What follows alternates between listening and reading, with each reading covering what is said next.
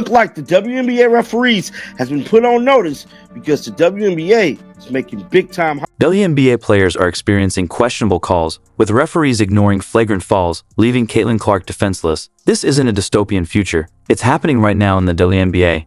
The league just secretly admitted the truth behind the referee problem. They're hiring 2 new positions to fix this mess. But here's the twist. It might be too late. We're exposing the ref design. It looked like the league is definitely doing something about it because they put out an ad pretty much saying that, you know what, we're hiring new referees. Now, I'm telling you right now, they only hiring 2, but I feel like they need to hire, a whole new crew. Asking, can these mystery hires save the WNBA, or is it game over? Picture this. Game 5 of the WNBA Finals, the New York Liberty and Minnesota Lynx are locked in a fierce battle. The clock's ticking down, and suddenly a whistle blows. The crowd goes silent. What just happened? A questionable call from the referee has just... So this is a play with Caitlin. As y'all can see, that's what Burton did there. All over no call. The game, leaving everyone in shock.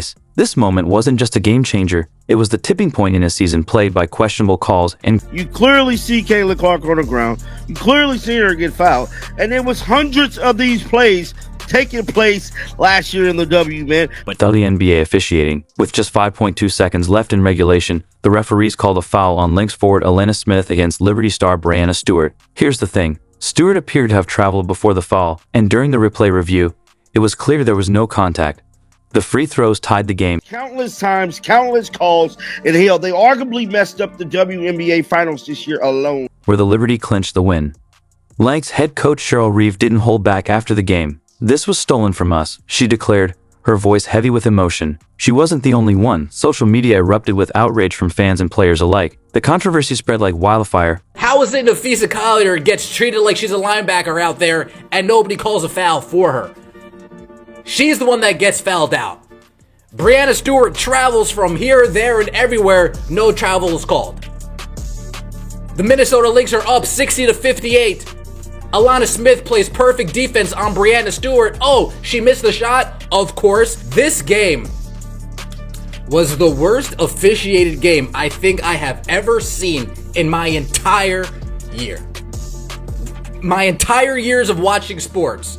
Worse than Sacramento Kings, Los Angeles Lakers, way worse than that. Favoritism towards the Liberty flying left and right. But this wasn't an isolated incident. Throughout the 2024 season, the officiating crisis kept snowballing, and at the center of it all was none other than Caitlin Clark. Time and again, Clark found herself on the receiving end of missed calls and inconsistent rulings.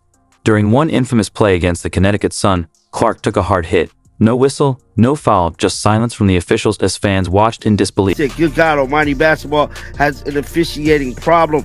I think I counted 17 times that the poor girl was fouled just on that one possession. Vice. Clark herself finally spoke up, her frustration evident. I feel like I'm getting hammered, she admitted, giving voice to what fans had been witnessing all season long. The lack of protection for star players like Clark wasn't just unfair, it was downright dangerous as the controversies piled up. Even NBA stars couldn't stay silent. WNBA referees need to be held accountable, and it looked like the league is definitely doing something about it because they put out an ad pretty much saying that, you know what, we're hiring new referees. Evidence of inconsistent and potentially biased officiating was impossible to ignore. It wasn't just about missed calls anymore. The WNBA's integrity hung in the balance, and it's just great to see because we've been crying about this for pretty much the whole entire year with them kind of, something needs to be done with the referees. How could referees consistently miss such obvious calls? Why did it seem like some teams were getting preferential treatment? The league's response, or lack thereof, only fueled the fire of conspiracy theories. With each passing game, the calls for change grew louder. Players feared for their safety on the court, coaches struggled to plan strategies around unpredictable officiating, and fans just wanted to see fair competition, not a game decided by questionable whistles. As the dust settled on the controversial finals, one thing became crystal clear. The WNBA was at a crossroads. The officiating crisis had reached a boiling point. Something had to give. WNBA pretty much letting it be known they're hiring new refs. And it's stated, WNBA referee performance and development advisor, National Basketball Association, New York, $140K a year. WNBA operation analyst, which is another form of a referee, and it don't say how much they make. I'm telling you right now, this is big time information because it's looking like they ain't playing no games. They're trying to improve this problem with the referees. Response be enough to salvage its reputation and restore faith in the game, or was this just the beginning of an even bigger storm? Just when you thought the WNBA officiating crisis couldn't get any more intense, Commissioner Kathy Engelbert stepped up to the microphone. Her next words would either douse the flames or pour. It's accountability. Referees will be graded for each game. Crews will be graded. Only the highest rated crews will be assigned to the playoff games. The lowest 5 will be demoted to development leagues, as it should be. What she said next left fans and players alike wondering if the league's top official was living in the same reality as the rest. The pressure on the WNBA to address the refereeing concerns had reached a fever pitch. Players were voicing their frustrations, coaches were demanding answers, and fans were threatening to tune out if something didn't change. All eyes were on Engelbert, hoping for a sign that the league understood the gravity of the situation. But when Engelbert finally broke her silence at the WNBA Finals press conference, her words sent shockwaves through the basketball world. They work hard, they're human, she said, referring to the league's official. Seattle, and all of a sudden, we're pretty close. This has been as close as it's been all second quarter long, 44-2. Response that left many stunned and confused. Was this really the best the commissioner could offer in the face of such widespread issues? The disconnect between Engelbert's casual dismissal and the severity of the officiating issues was staggering. This wasn't just about a few missed calls or controversial decisions. We're talking about player safety being compromised, game outcomes potentially being influenced. Same WNBA media that were happy. Well, I'm not gonna say happy, but like, we're like, oh, these are normal fouls. This is just normal basketball. Now, when it happens in the NBA, making it a bigger deal. And this is where kind of the problem is that it was one rule for Caitlin and one rule for everybody else. League being called into question. Engelbert's response was essentially that everyone makes mistakes. Fans and analysts immediately began dissecting Engelbert's words, trying to understand how she could be so out of touch with the realities on the court. Was she genuinely unaware of the scope of the problem, or was there something more concerning at play? Some even began to question whether Engelbert's apparent lack of concern was indicative of deeper issues within the league's leadership. The controversy didn't end there.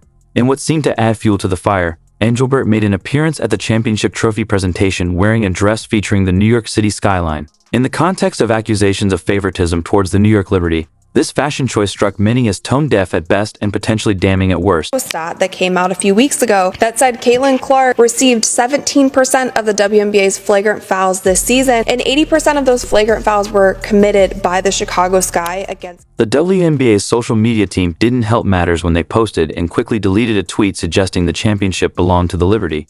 This gaffe only intensified. Here's Clark for 29 points, gets tripped up.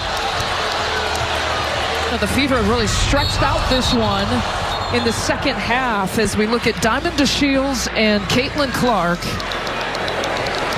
And Calls like this should be made, should be reviewed. People should know right off the bat, it shouldn't be the first round of the playoffs that players think that they can still do this kind of thing to Caitlin Clark, to Angel Reese. When Alyssa Smith basically choke slammed Angel Reese, that should have been nipped in the bud so fast. This one that we see right here that I believe should have been a flagrant foul was not called that. So there have been cheap shots, there have been hard fouls, there have been other plays that haven't even been called flagrant fouls. But when you have the face of your league getting nearly 20% of all flagrant fouls called against her, that is an issue. And that's not just an issue that the players have to work out. That is from top down. That goes to the commissioner level. Like, that is the level that needs to control these kinds